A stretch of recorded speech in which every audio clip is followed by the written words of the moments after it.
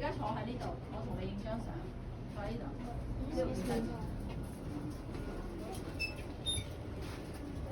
企喺度，唔係坐喺度。燒蝦時，燒蝦時。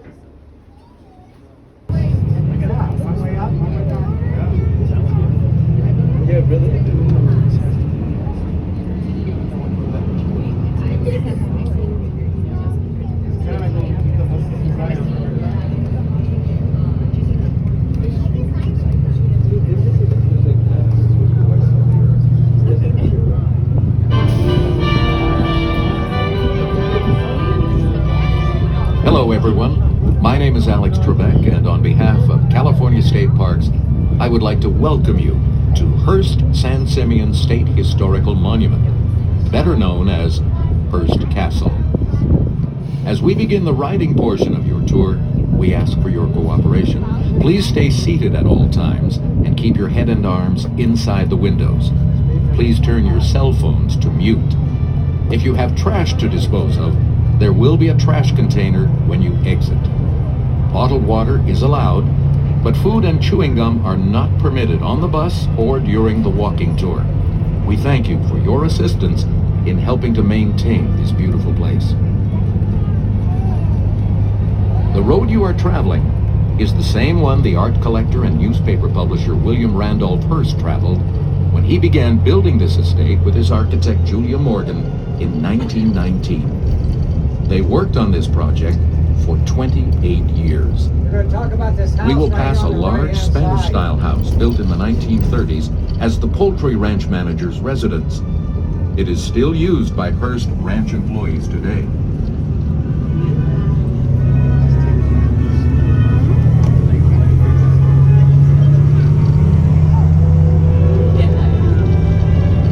All his life, William Randolph Hearst referred to this place as the Ranch at San Simeon, even though in later years he gave it a more formal name, La Cuesta Encantada, the Enchanted Hill. His hilltop estate became one of the most glamorous country houses in America. It was also Mr. Hearst's primary residence on the West Coast, and a place to showcase a stunning collection of Mediterranean art objects, shown against the backdrop of California's beautiful natural landscape.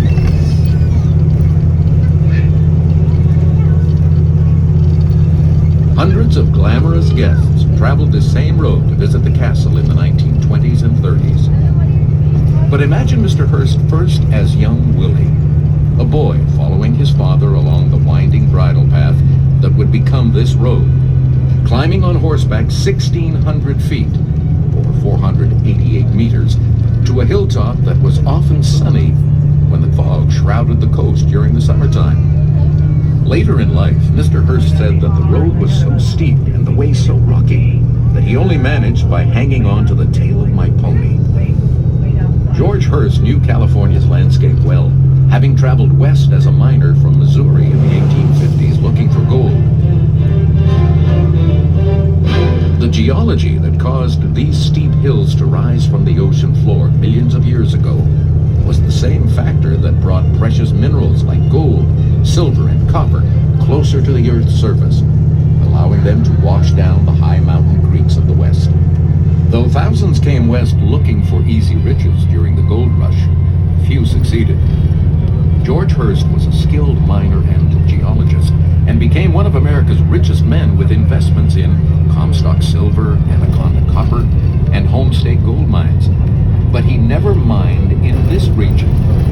George Hearst bought the land at San Simeon in 1865 as a cattle and horse ranch. He had married Phoebe Apperson Hearst in 1862, and their only child Willie was born in 1863. All three Hearsts grew to love this ranch, and they added to it until it eventually totaled over 250,000 acres, or more than 100,000 square hectares. We're going to talk about the shelter right here on the left. You will also see open-fronted shelters made of logs that were built for animals in Mr. Hearst's zoo. His love of animals drove him to create the largest private zoo in America, filled with exotic animals from all over the world. You may see herds of tawny tiny animals that resemble mountain goats. They are known as Audats and are descendants from Mr. Hearst's original herd, still roaming these hills and mingling with the cattle. Originally, this land was home to Native Americans of the Chumash and Salinan peoples, who lived there for over 9,000 years. It was claimed by Spain after 1769, and then settled by Californio cattle ranchers during a brief period of Mexican ownership. California joined the United States in 1850, soon after gold was discovered. George Hearst bought 3 ranchos and continued to run cattle on the hilly expanses above the Pacific. And 150 years later, this is still a family cattle ranch. The Hearst Corporation runs over 2,000 head of grass-fed beef on these hills today, largely black and red Angus. The cattle graze much as they always have, and depending on the season, you may see them along the hillsides.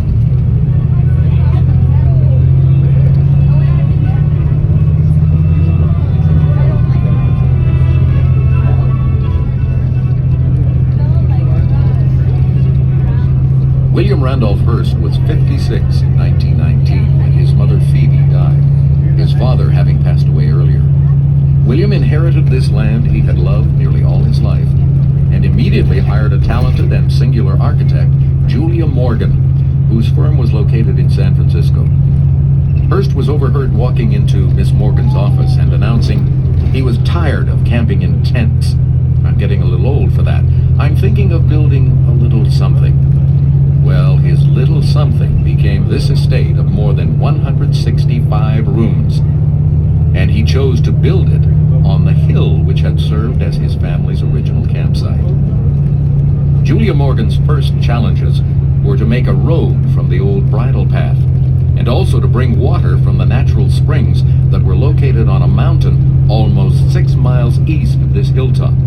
To this day, water provided to the estate comes from the same 1.5 million gallon reservoir built by Miss Morgan and Mr. Hearst in the 1930s. Some of it is stored in tanks atop the castle's bell towers. You may also glimpse a 16 million gallon reservoir recently built by the Hearst Corporation to provide water for the current family ranch operation.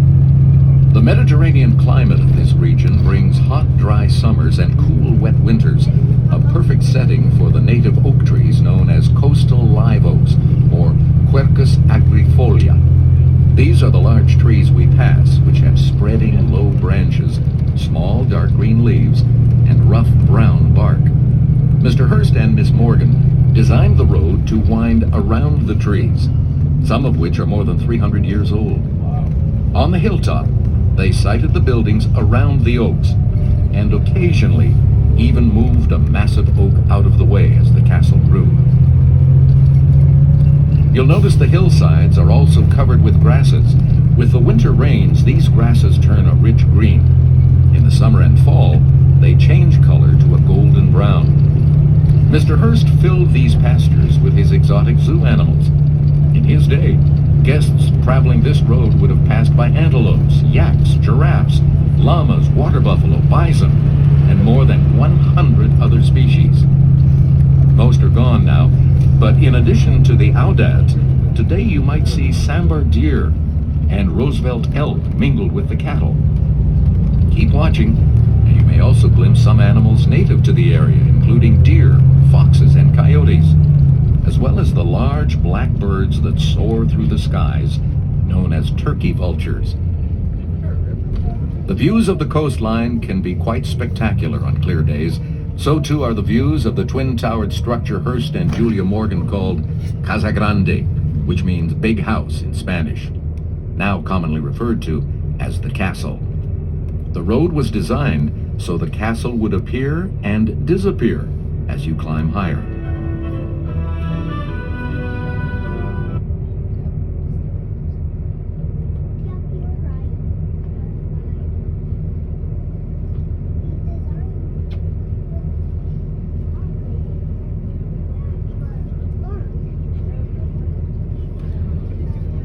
We're doing some road construction on the right. We would generally go a one-way road to the right. And back in January of 23, they had a washout. And so they said it'd be fixed by June, but they didn't say what year. So it's a stake, what can I say? So hopefully it'll be done this year. So we're going to pick up a pilot car. The CD's going to tell you to look to the left to see the pergola. It's actually going to be on your right-hand side. I'll let you know when we get up there and we can see it.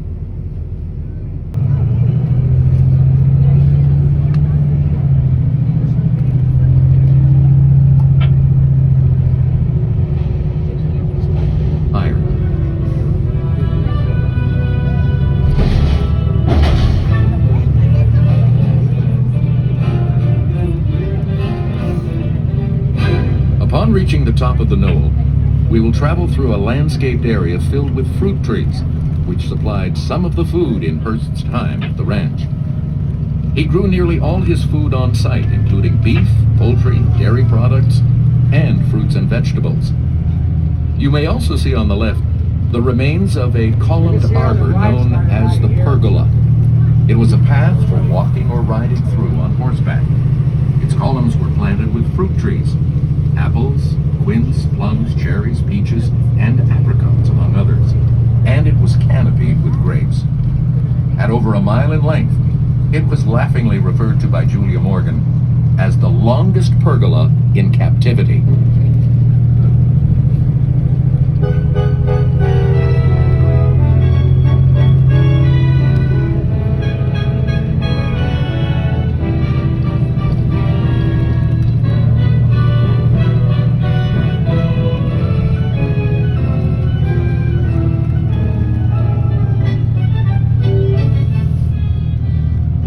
As we near the hilltop, your walking tour is about to begin. We ask for your help again in preserving this remarkable estate.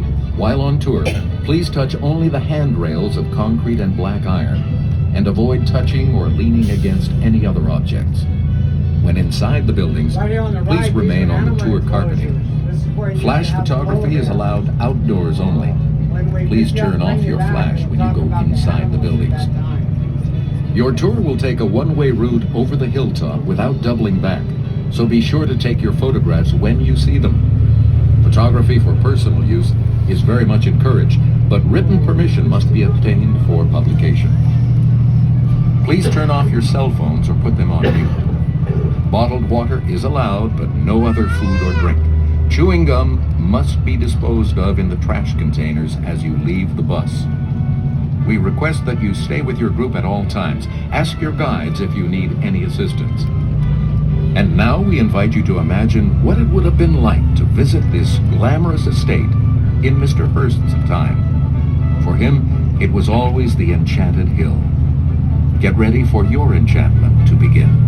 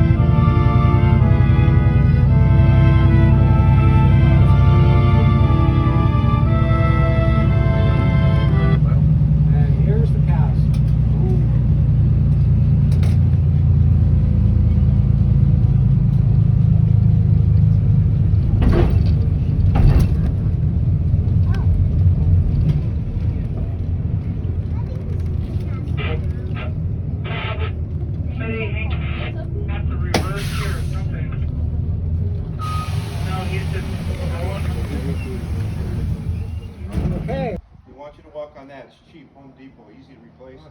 Don't walk on the 100-year-old Persian and Turkish rugs. We can't replace those so easily. So you think it's easy, but you walk in the house, you might be looking at stuff. Just remember your feet are still attached.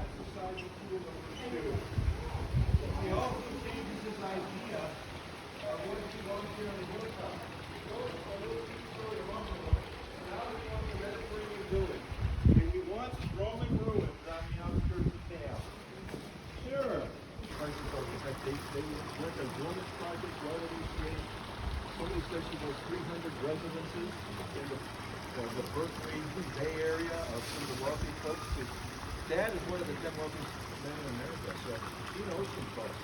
And so they're looking at this is Project 503 for Julie Morgan, and she doesn't want to work with her. He said the yeah.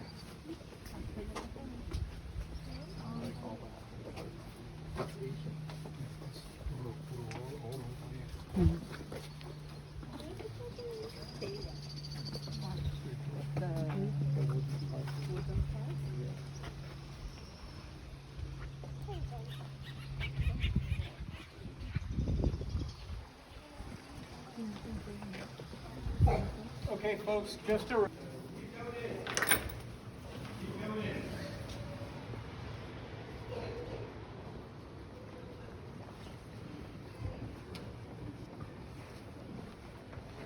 Now your tour guide apprentice Pop says this is pretty fancy.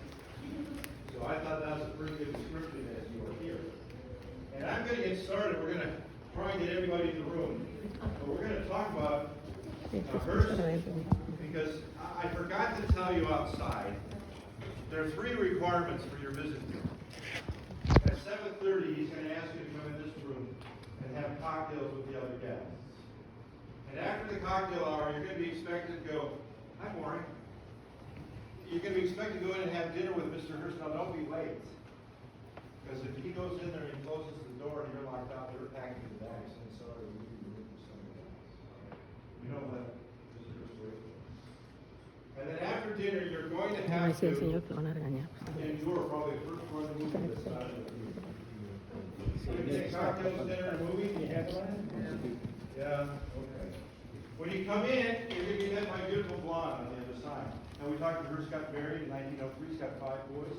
Mrs. Hearst is here in 1926 when Mr. Hearst moves into this building. Like this, it's from Aragon, Spain. 15th century triptych on the far side, again, Spanish, done by the Aragon painters. Hearst matches the painting in the ceiling from Aragon, Spain. Hearst would come in the morning. He wasn't known to sleep much. Hotel, another 15th century Spanish ceiling, fully restored here. Hearst likes the Moorish style. That's a combination of the Islamic Christian tradition. So this is Islamic Christian combo. That's probably why he has the Persian tiles on either side of the tapestry. And you see on the spandrels as we go into the theater and above the windows and doorways here, he likes those Persian tiles. Hearst again goes against the conventions of the East Coast. Pool halls would have been